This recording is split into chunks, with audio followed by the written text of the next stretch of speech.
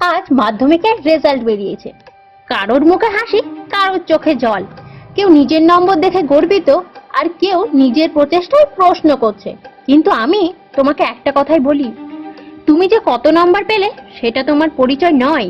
তুমি কত বড় স্বপ্ন দেখো আর তা পূরণে কতটা লড়ো সেটাই তোমার পরিচয়। মনে রেখো, ইতিহাসে অনেক মানুষ আছে যারা পড়ালেখায় ভালো ছিল না, কিন্তু তারা হাল ছাড়েনি, থেমে যায়নি।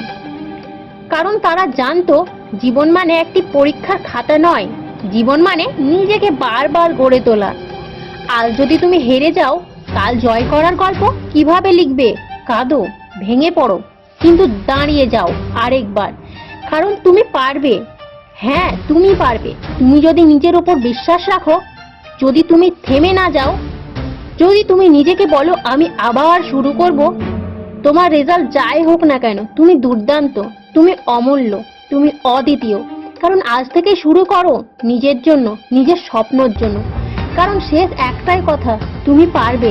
হ্যাঁ, তুমি পারবে।